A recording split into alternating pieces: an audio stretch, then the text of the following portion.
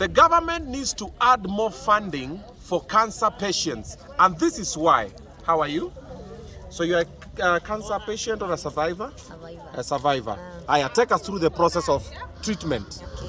Sauti kidogo. Kwa majina Teresia Wanjiro kutoka Kidunguri, cancer survivor ya cervical cancer. Safari ya cancer huwa ni safari ngumu sana. Kwa maana kitabu ufike Kenyatta lazima utumie fare. Kama mimi huwa natoka Kidunguri, kutoka Kidunguri mpaka Kenyatta lazima nitumie fare. Ukifika pale ndio upate daktari. Mwanzo unalipa consultation fee ambayo ni 1150, ndio kadi yako sasa ingie kwa kompyuta ndio ufike kule kuona daktari. Ukifika huko ukielezea daktari venye unasikia, naye tena anakutuma kwa daktari mwingine. Tuseme tena unarudishwa room 18. Room 18 tena unalipa another consultation fee. Tena 1150. Anyway, ukitumwa kwa daktari yoyote lazima ulipe consultation fee. Sasa kutoka hapo ukipata daktari, mkiongea na daktari, sasa akuanzishie matibabu. Sasa hiyo matibabu ndio huwa ni kizaazaa. Kama tuseme kama ni mtu wa kansa, lazima mwanzo ufanyiwe kemo. Na kabla hujafika kwa kemo, picha mingi hivi ya kifua, ya tumbo, kama uko na cervix, lazima ufanywe biopsy, hiyo ni pesa. Yote huwa ni pesa. Kama una pesa unakaa tu nyumbani, unangojea sasa Mungu aingilie kati. So ukianza matibabu ya kansa, unaanza na radiotherapy. Radiotherapy huwa ni 80k. Kama huna NHIF card, kama huna pesa utakaa nyumbani. Ukifika hapo waambiwe ni chemo. Zinaandamana sasa ni chemo. Kama mimi nifanywa 5 chemos. Hizo chemo moja ni 8700. Kama huna unarudi nyumbani. Kutoka hapo mtu wa cervical cancer unatumwa ingine inaitwa black therapy ndio imebeba pesa zote. Kama black therapy kama Kenyatta hakuna for now, unatumwa nje. Kama mimi nilitumwa Nairobi Hospital. Nairobi Hospital black moja ni 40k na unafanywa 3. So hizo 3 ni 1120. Kama 1120 kama huna unakaa nyumbani. So mimi naomba serikali inaweza ingilia kati. Agarao isimamie watu wa kansa. Juu kansa sasa hii imezidi mpaka kwa watoto wadogo. So ile kansa inaua, si ugonjwa inaua, ni matibabu juhuna. Tena ukifanywa ile matibabu lazima ukule vizuri because ule ugonjwa una drain sana. Unapata ukifanya hiyo chemo na radiotherapy unatapika, unahara, una appetite, tuseme pengine huendi kazi. Kama huendi kazi utakula nini? Na kesho unalaukia ile matibabu. So inabidi unaona sasa unadhoofika sana. Ukifika pale ukaenda kupimwa damu, kama damu imeenda chini hakuna matibabu. The more una delay, the more ugonjwa unazidi kuenea. So tunaomba tu serikali muangalie sana hii matibabu ya kansa. Shukrani. There you have it. So if you're in the government or you know that you can be part of this movement, if you finish this video, also in the link description below, I'm going to highlight how you can be part of this one so we can make a change and save a life. So she is one of the cancer survivors twice. Sindio, what's your name? Teresia Njeri Wanjiro. Teresia Njeri Wanjiro. Hebu tupe story yako kidogo tu kwa wale wenye hawajui at least. Kwa majina ni Teresia Njeri Wanjiro. Cancer survivor twice. The relapse came back in 2022, May 19th. Went for a surgery again. My cancer journey has been difficult, let me say, because they removed my entire jaw, the left side of the maxilla. I have a palatal obturator that I used to talk. I have a metal chip, that is a foreign body, niko na chuma kwa uso. Smiling to me has been difficult to me. And I'm now post-surgery 4 months, and I thank God for the gift of life. I love life. I tell people when you look at me, you see the wonders and the miracles of God. My voice was affected. My eating habits were affected because I have to blend something or I use a liquid form of food. I use the Ensure formulas, and now I'm grateful to God because I've accepted the challenge. In surviving cancer, it is by God's grace. Also, we have this foundation called the Hope Wellness Institute. It has really impacted so many lives, I included, being a member of Lady Hope. family and Lady Hope have really, really supported me financially, physically, mentally. The love that I get from both sides, it is overwhelming. Yeah, thank you.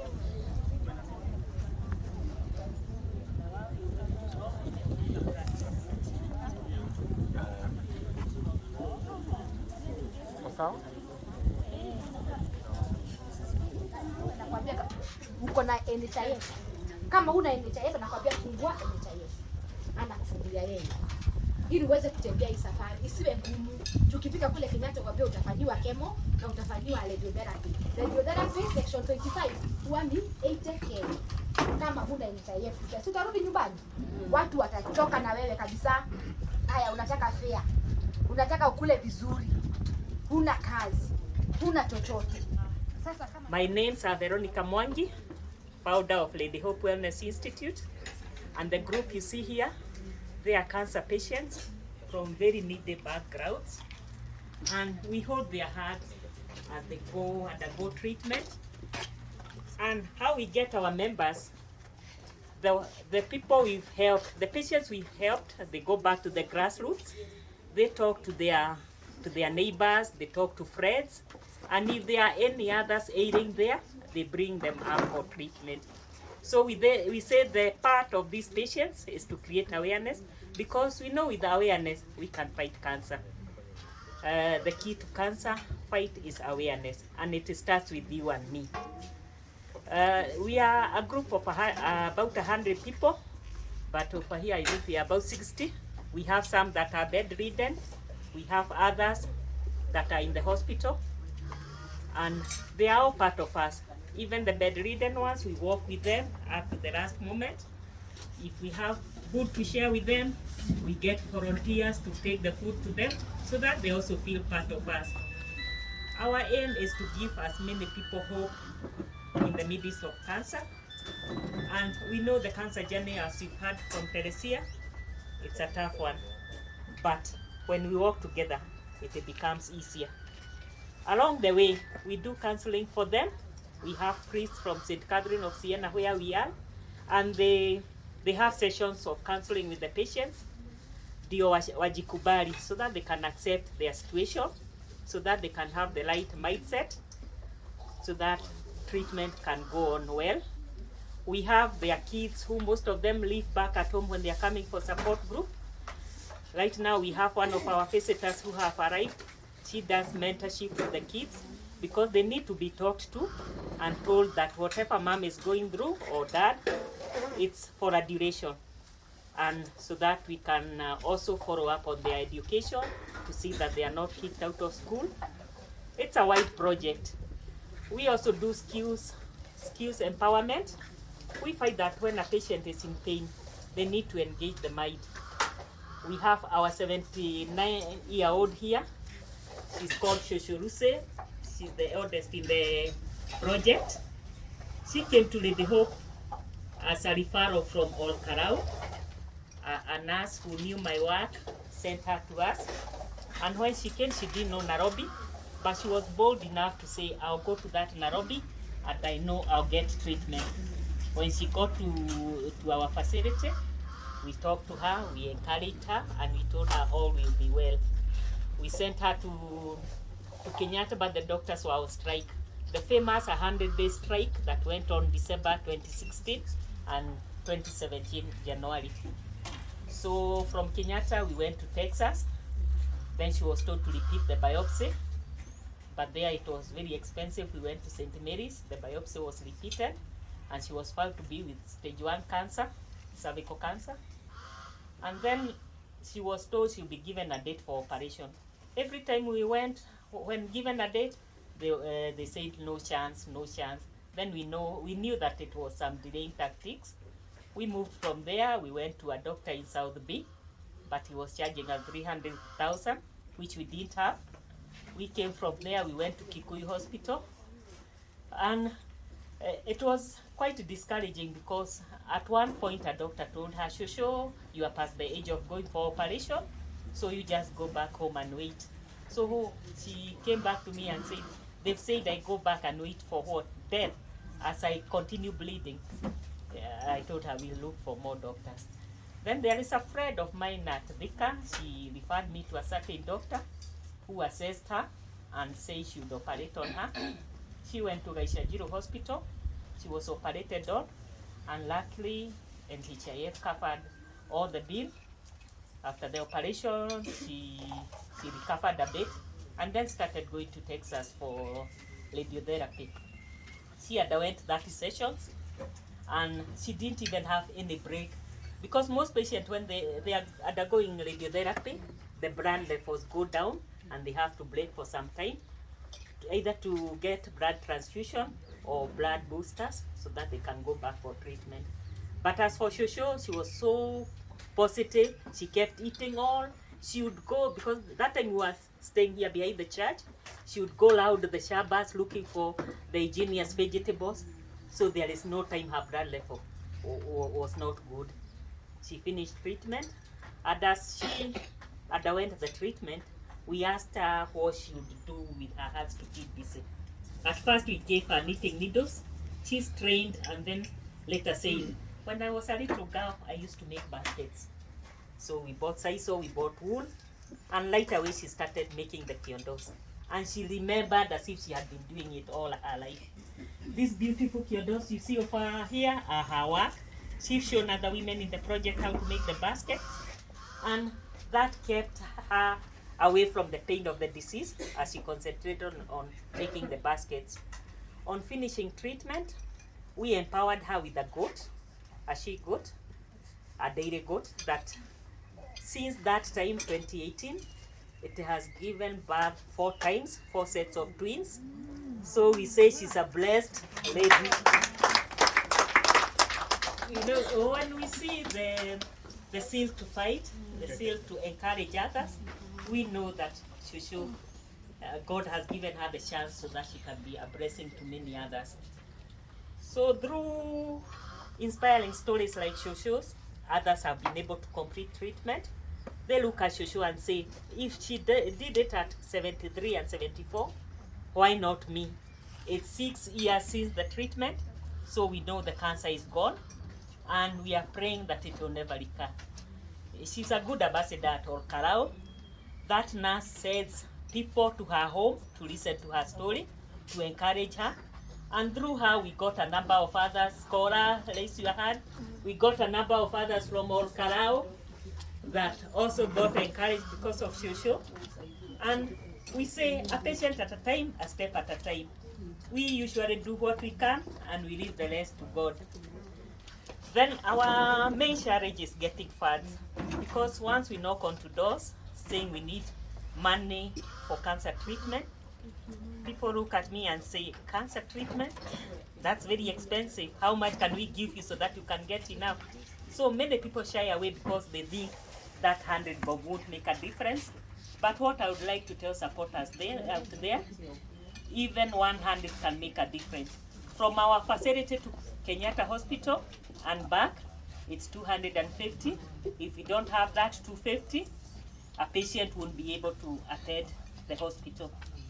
We have the NHIF, we pay for them.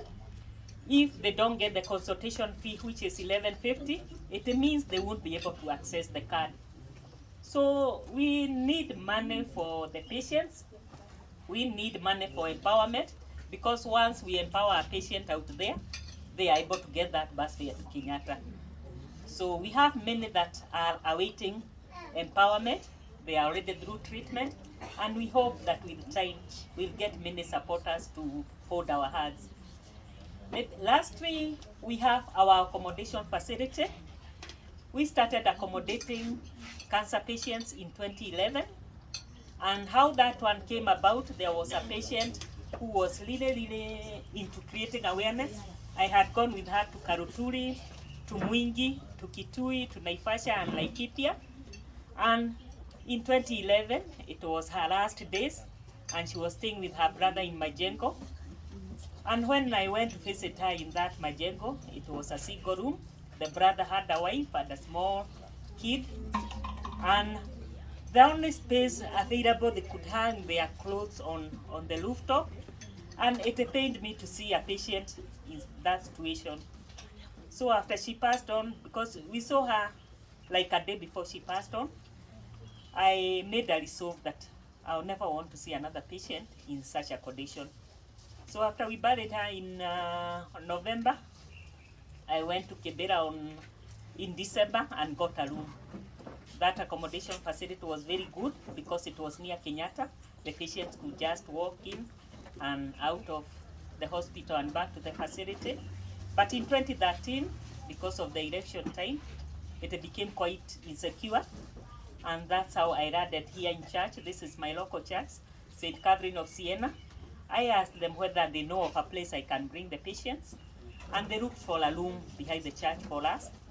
And I brought the patients there.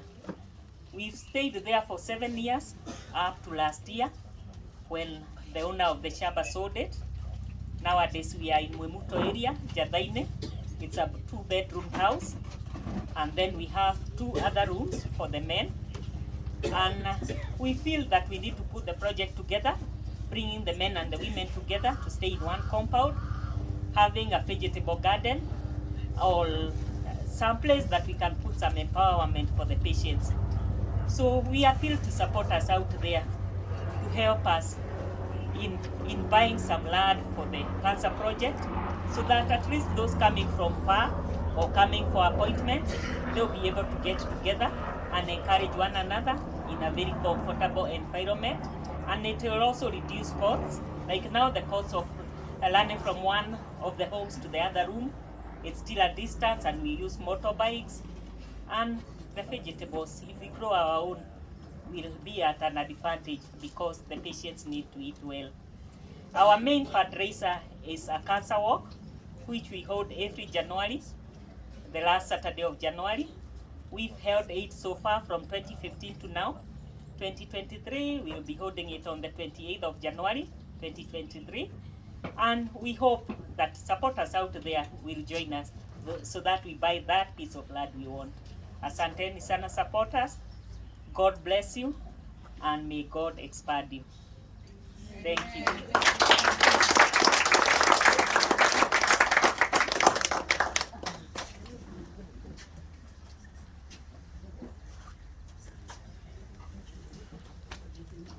Habari yenu?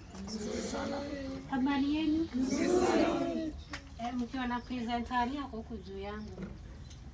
Ama niseme ako huku juu yenu. Anyway, thank you, and I'm so humbled, and I'm so happy for journeying with me. I shared my first story with presenter Ali. He saw me on TikTok, very shy, going through a lot of shit, rejection, and he decided he will know my story.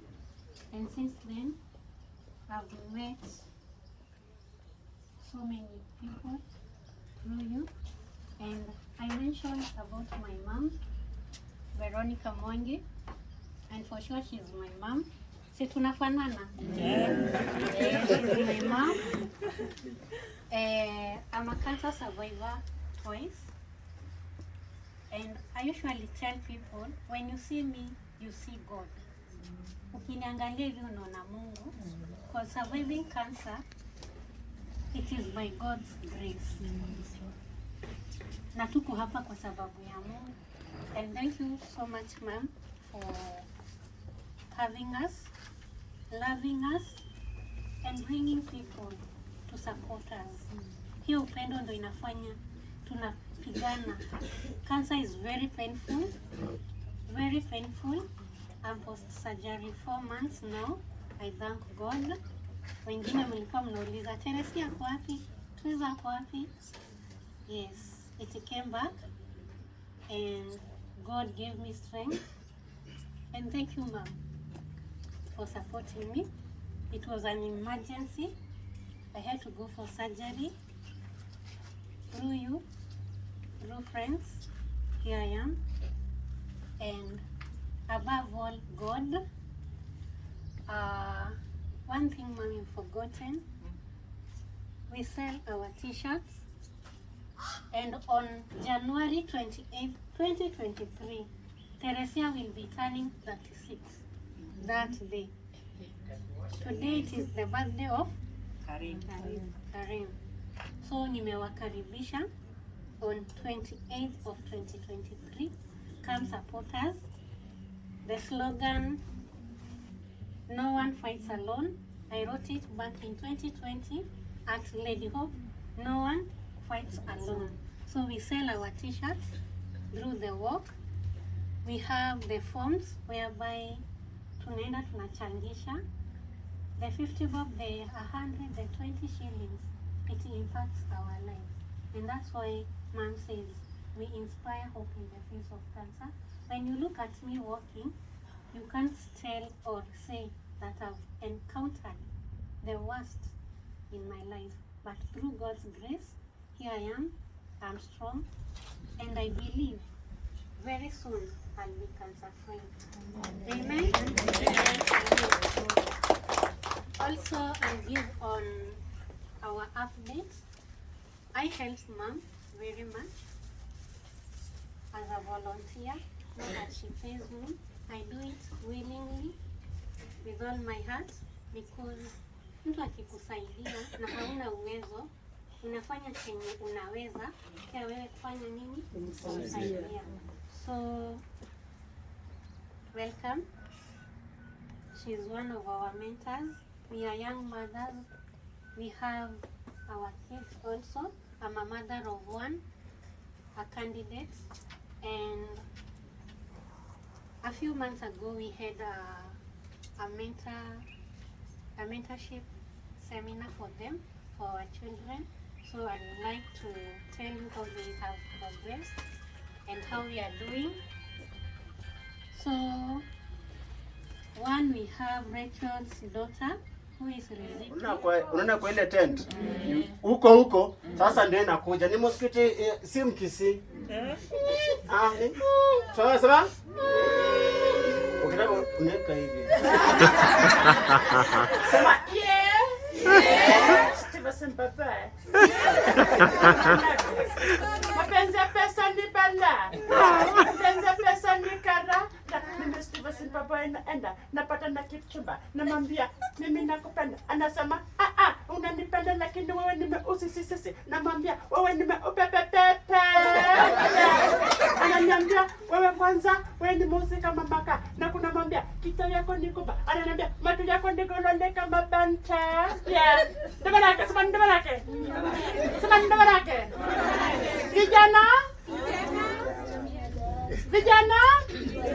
vijana atembea darati, nasema piga makofi.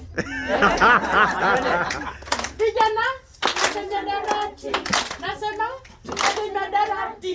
Vijana atembea darati, nasema ukikuta mitadati itaribu bure, utafeel very fine. My friend, hakuna kitu umagen. Anda, never feel again. Nothing again. Yeah!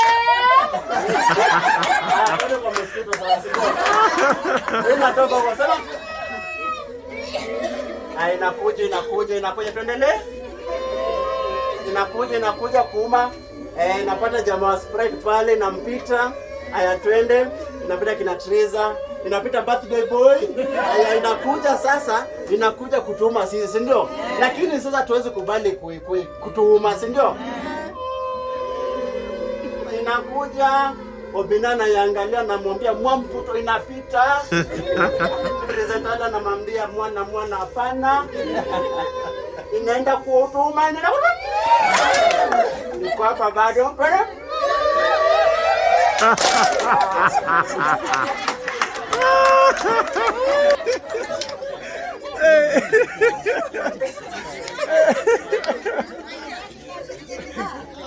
See the happiness, see the smiles in their faces. You can't even believe they are cancer survivors and cancer patients. See. Now, help us help them.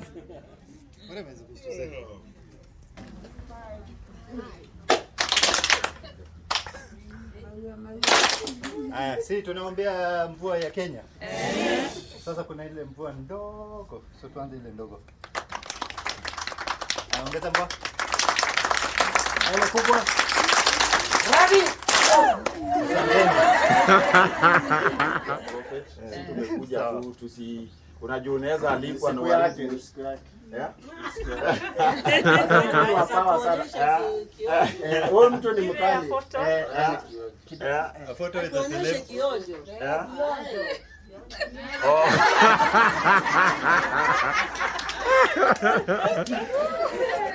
Wanataka kiojo. Habari zenu? Nzuri.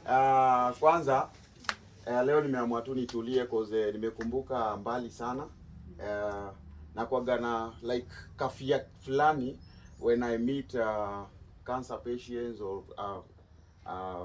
wale wameshinda, you know, cause nilipoteza mama kwa cancer na nimekaa hapa hivi najaribu tu kujicontrol nini. Nasikia hata nikaa napoteza sauti cause nataka kulia. Simu nipe tu time kidogo nilie. Prophet, mpe shoulder tukae. Shoulder ya ndume. Baby shoulder ya mzungu inaweza. Unajua huyu ni mweusi hata sita notice. Lakini kama amehang shati hapa, shati ya white. Takudunga na mifupa. So, nakumbuka gambali sana yani. You know, the year 2000 I lost my mother to breast cancer. I think I was 7 years. Na mama alitoka tu, yeye alijua already asha lose. It's a story I've never said anywhere. So naikwaga tu nimejiwekea. Yeah. Because tulikuwa wadogo, hata huyu mtoto ni mkubwa. So mama alitoka tu akaenda nyumbani Siaya. Siku mbili baadaye ndio yeye ametuacha. But alikuwa ashakubali. Unaona, but alipambana nayo sana. So every time najipata tu mbele ya wanaitwa warriors, yeah? Yes. Warriors na wale ambao pia wanapambana. I always choose to stay silent and pray for them because I know I'm a nini, like me pia ni warrior kivyangu, you know. So it's not a bad thing, but I'm very positive that one day itakuja kukuwa ni kitu ya past, si ndio? So tuzidi kuombeana. Msijali, tutapatana tu kwa field kadhaa, mimi nitawachekesha. Lakini sitaki niwachekeshe, mimi na feel okay kivyangu, ndani yangu na feel kama I don't want to say this, but na feel kama niko kwa matanga yani, unaona? Kiplani tu yani ndani yangu, si nyinyi, ndani yangu, because my mother was everything to me. Yeah. So nilikuja tu kwa respect ya Obina na walk, but it was a hard decision to make. Yeah. But tunaombea sana, si ndio? Yeah, msiogope. Nimeingiza wasiwasi. Sawa, everything itakuwa sawa, si ndio? Asante sana Obi, asante sana Mr. Walk. Yeah. Yeah, niwachekeshe. Yaani bado mna insist. Ninyi hamuchoki kucheka. Mimi sasa mpaka na pretend tu kucheka yani. Adi pretend na kiojo. Watumie kwa WhatsApp. Watachekea mbele. Ate what? Kiojo. Okay, nataka mkuje mmoja niwachekeshe. Ndio ni mwachekeshe. Asanteni sana.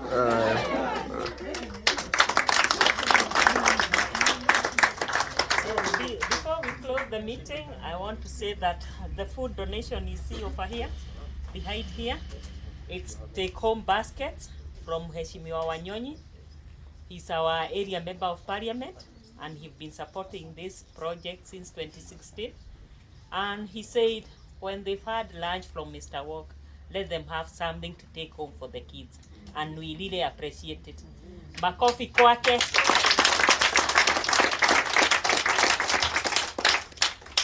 So asanteni sana na karibuni tena na tena na tena. Mbarikiwe. Tuibe karibu kamoja, wabarikiwe.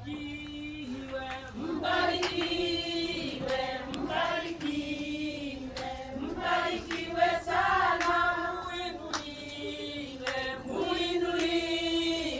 Muinuliwe So they came today, and after eating and having a family fun day, like a fun day event that's organized.